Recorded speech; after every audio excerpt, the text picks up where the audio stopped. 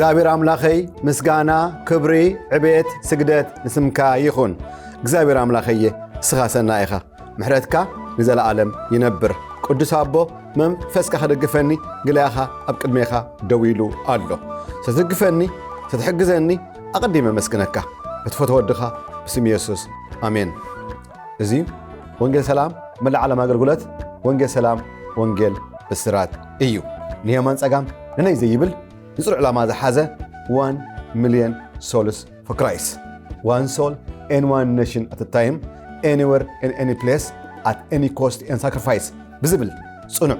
ድልድል መርሖ ተመስረተ ሚኒስትሪ እዩ። ክብሪ ንስሙ ይኹን። ናይ ሎሚ መልእኽቲ ኣርእስቲ እግዚአብሔር ምእማን ገደብ የብሉን፣ ደረት የብሉን፣ ወሰን የብሉን መበል 87 ክፋል እዚዩ ልዕሊ 1 ዓመት ዝወሰደ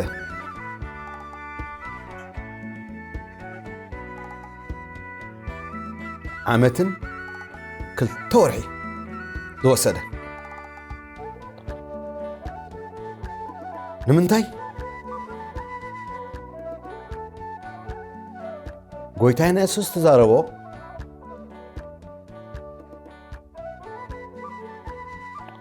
ሓደ ሰብ ኣብ ኣምላኽ ኣሚኑ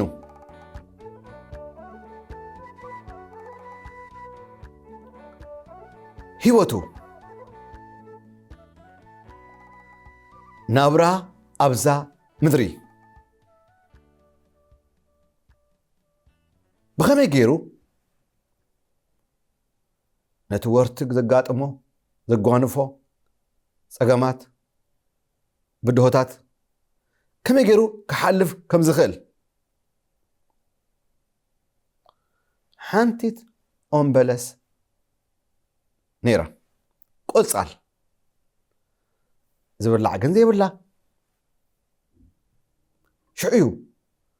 ጎይታና ኢየሱስ ሓንቲት መልእኽቲ ከመሓልፍ ስለዝደለየ ኣብ ክንዳ ዝብላዕ ኣውፅኢ ምባል ይረግማ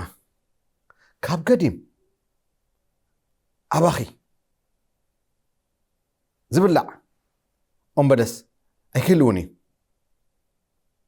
እዚ ምስ በላ ንፅብሒትኡ ብኡ ክሓልፉ ከለዉ ጴጥሮስ ጠሚት ይርያ ካብ ስራ ነቂፃ ሽዑ መምህር እታ ትማል ዝረገምካያ ኦምበለስ እንሃ ካብ ስራ ነቂፃ መልሲ ጎይታና ኢየሱስ እዚኣ ታ ቁልፊ ታ ሚስጥር እብለኩም ኣለኹ ብኣምላኽ እመኑ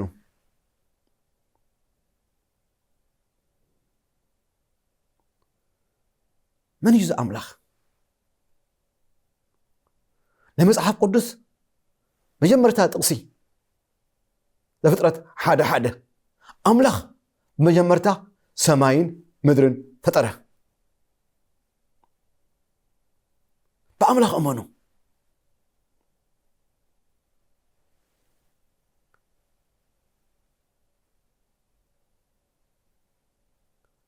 قلت إفاي نفتح حساب كأتم أنتن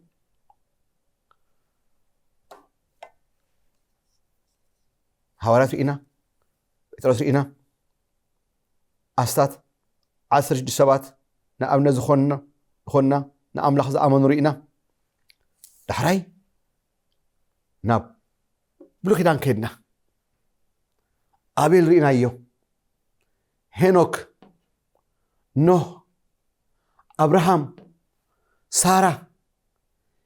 ይስሐቅ ኢና እዚኣቶም ንእዝጊ ዝኣመኑ ናይ እምነት ጀጋኑ ዳሕራይ ናብ ያዕቆብ መፂና 12 ነገራት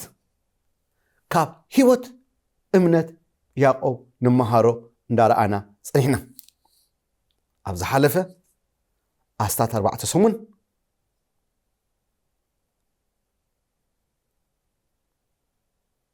ትሽዓተ ነጥብታት ርኢና ሎሚ 11 ክርኢ ይደሊ ኣብ ቀፃላይ ሰሙን ታናይ መጨረሻ ነጥቢ መበል 12 ነጥቢ ርኢና ናይ ያዕቆብ ወዲእና ናብ ዮሴፍ ክንከይድና ተዓስረይቲ ኣብ ዘፍጥረት 32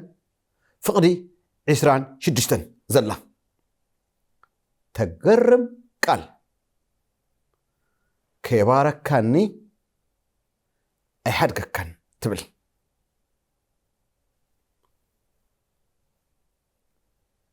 ያዕቆብ በይኑ ምስ ተረፈ ብፍርሕን ኣዝዩ ብራዕዲ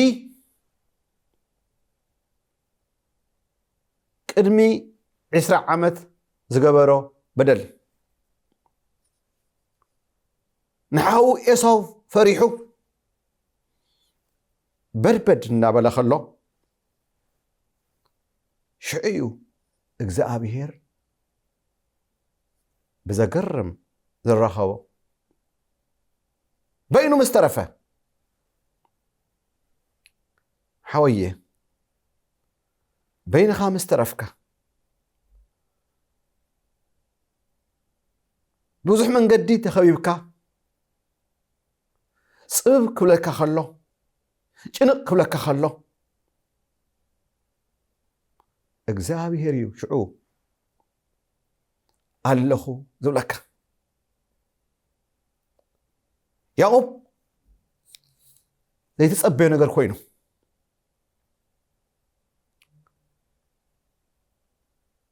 መልአኽ ድዩ እግዚአብሔር بملأخ ملك عديو بسم ملك عديو ملئت ليتي خق على سو يحدر شعو مجرشة خوقح مسبلة قدفني لغن خيري مسولو أي فالكان كي باركاني أي حد كان إزي كم زبل زلو أستات 10 عامت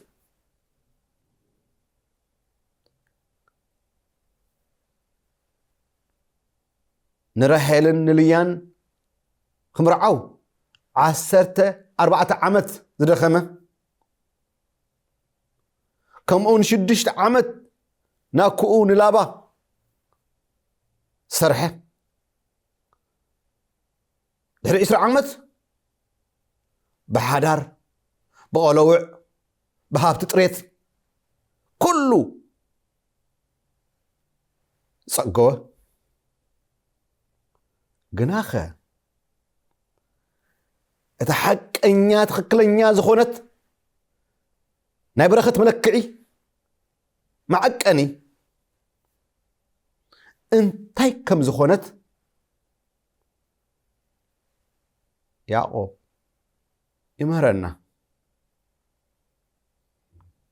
يمهرنا كباركاني أحد كان أوه منفساوي برغت قدامي أبيوتنا خون زقبو كالو خلو كالا أي درجة BMW دحر 10 عامت أبندا قحافي الدربة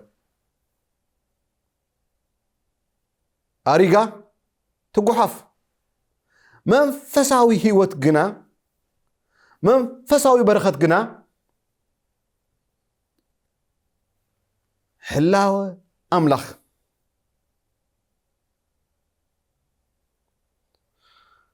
يغرت أملخ محرت أملخ نهاتو حلاوة أب هيوتك صقع أملخ ورميش دشتاي سان سلستن وبت صقع أملخ بخريستوس يسوس قويتانا نايزل عالم هيوتيو منفساوي برخت ناب منقدي برهان المرحكة ناب زل عالم هيوت المرحكة زي أرق زي بلي نزيو يا أب كباركاني أحرقكان منفساوي برخت قدامنت أب هيوتنا قدم منفساوي كتلملم كلها منفساوي هيوت كتعمب كلها كالي نقرات كله مسمر كحس كله كنده يصبق قويتنا يسوس نامذري مسيئو هيوت نايت حزبي نابرا نايت حزبي قربي له كري خلو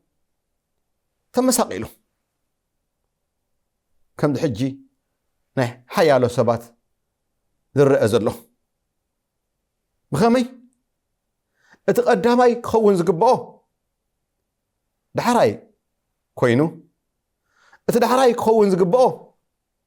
قداماي كوينو سلازي أونجل ماتيوس معرف يدشت فلسطين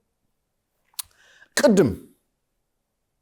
منقستون صدقن دليو قدم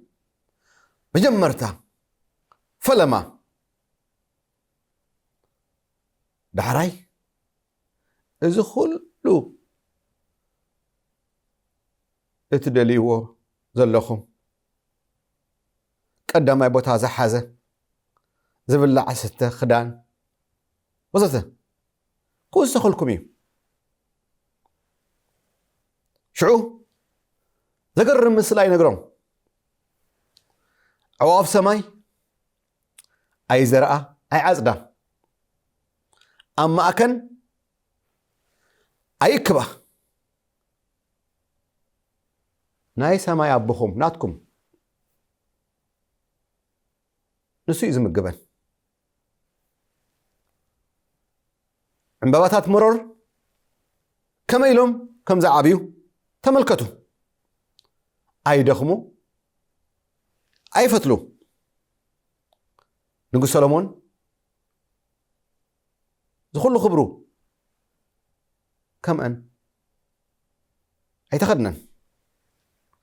أملاخ نتلومي زلو صباح حقنا نابتون زدربه سعر مرور كم زغيرو زخدنا خاب كونه اتم غدلات امنت ناخاتكم غدا ابليصو اي خدناكم نزي ويتا يسوس اب املاخ امنو زبلنا امنتنا ابتلؤول يخون زي أونجل ماركوس معرفة ترتحادة كافقدي عسرت خلته كساب سار بعتن زلوي زي أمس بله بأملاخ أمنو مسبله زخونه يخون اتزبلو كم زخون بلبو زي ولاول نزخرن زي تريو زلخا ناب بحر تحال انت بلو يخون له يزوزو سلازي تلمنون تصليون كم زخونه امنو يخون لكم سيعتا مستر كندي ساعة نصلي كازي كونه نصلي خايو نزل من كايو كم زخون تأمين كايو بلبخا يتولاول يتطراطر اب اسكي ملو امنت زلوكا حياوي سب سم يتمكرسنخا زي قدس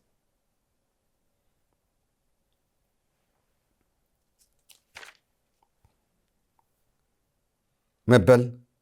11 نطبي زيا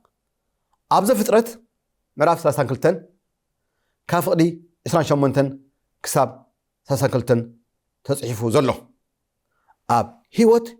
ያዕቆብ ዝኾነ ካብኡ ንመሃሮ 5 ነገራት ክርኢ ይደሊ እታ ቀዳመይቲ ያዕቆብ ዝነበረ ሽሙ እስራኤል ክበሃል ከሎ ሓድሽ ወለዶ ሃገረ እስራኤል እዚኣ ተኣዝያ ክብ ዝበለት ጻውዒት ናይ ኣምላኽ ጻውዒት ኣብ ህይወት ያዕቆብ ናብዚኣ ክትመጽእ ናይ ነፍሲ ወከፍ ኣብ መጨረሻ በዚ ኩሉ ምስ ሓለፍካ ነዚ ናይ ዓለም ነገራት ክትረክብ ጻዕርዓር ምስ በልካ ኣብ መጨረሻ ግን ጻውዒት ኣምላኽ ዝበሃል ኣሎ ultimate perfect will of God ታ ፍጽምቲ ፍቓድ ኣምላኽ ኣብ ህይወትካ ኣብ ህይወተይ ኣብ ህይወትኪ ናብ ንኽትመጽእ እዩ ያዕቆብ ናብታ ናይ መጨረሻ ጻውዒት ኣምላኽ መጽእ ከሎ ሃገር ክምስርት ደልዩ ኣምላኽ ነዚ ወዲ እዚ ነዚ ያዕቆብ ይደልዮ ነቲ ንኣብርሃም ናብ ብሓጉኡ ዝኣተዎ ቃል ተስፋ ከምኡ ናብ ብኡ ይስሐቅ ክፍጸም እስራኤል በሎ እንሃ ሎሚ ሃገረ እስራኤል ካልኣይ ያዕቆብ ከምዚ ይብል ንኣምላኽ ገጽ ንገጽ ርእዮ ምናልባሽ ከም ያዕቆብ ንኣምላኽ ገጽ ንገጽ ከይንሪኦ ንኽእል ግናኸ ኣብ ግዜ ጸሎት በይንኻ ክትኮን ከለኻ ሕላወ ኣምላኽ ቃሉ ክትብላ ዘይትኽእል ናይ ኣምላኽ ምርካብ ምትንካፍ እዚዩ ኣምላኽ ነፍሲ ወከፍ ሕያዋይ ሰብ ንኣምላኽ ዝደሊ ክገብሮ ዝደሊ እዩ ፍቓድ እዩ ክንደይ ግዜ ሕላወ ኣምላኽ መጺኡ ናይ ኣምላኽ ምርካብ his presence ብቓላት ክግለጽ ዘይኽእል ሳልሳይ እዚ ምስ ኮነ ያዕቆብ ከምዚ ይብል ነፍሰይ ድሒና እያ ነፍሲ ምስ ፈጣሪኣ ክትራኸብ ከላ ምስቲ ዝፈጠራ ኣምላኽ እስትንፋሱ ኡፍ ዝበለላ ነፍሲ ኡፎይ ክትብል ከላ ነፍሲ ምስ ኣምላኽ ትራኸብ ከላ ሽዑ ኣይተዓግብን እያ ማለት ወስኸኒ ከምቲ ንጉስ ዳዊት ዝበሎ ኣብ ምድሪ ዳዊት ምዕራፍ 42 ካብ ፍቕዲ 1 ከምቲ ኣራብ ናብ ማይ ምንጪ ከም ትጸምእ ምንጪ ማይ ከም ትጸምእ ሃረር ከም ትብል ነፍሰይ ንዓኻ ጸምእ ኣላ ነፍሰይ ንዓኻ ትደሊ ኣላ እግዚኣብሔር ኣብ ነፍሲ ወከፍ ባዶ ነገር ኣሚጡ ኣሎ ንኣምላኽ ትደሊ እታ ነፍሲ ተዘይኮነ ሰብ ንኣምላኽ ይምለስን እዩ ኣብ ውሽጢ ኮይና ኣምላኽ ትደሊ ሃረር ትብል ጸምኦ ነፍሰይ ዲሕና ኢሉ ያዕቆብ ነፍስኻ ዲሕና ድያ ብየሱስ ዓሪፋ ዶ ሃይማኖት ከይመስለካ ክርስትና ህይወት እያ ራብዓይ ስምታ ቦታ እቲኣ ጴኒኤል ኣውፃ ኣላ ፍሊቲ ቦታ ጴኒኤል ገጽ ኣምላኽ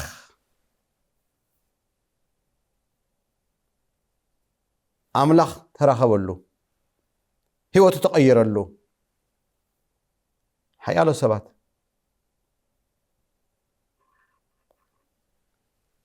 ዝበልዕሉ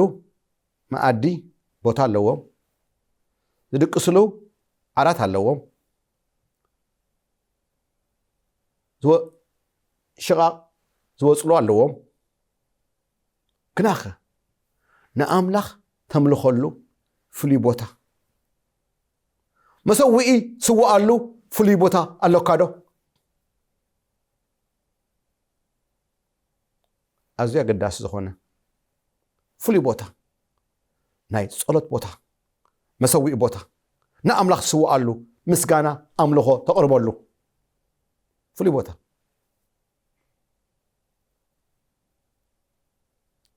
It took me 8 months ነዚኣ ናይ ጸሎት ቦታ ክሰርሕ ኣብ ደርቢ ኣብ ገዛይ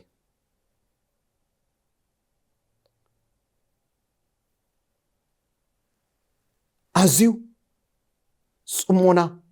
ኳይት ዝኾነ ቦታ ምስ ነብስኻ ትራኸበሉ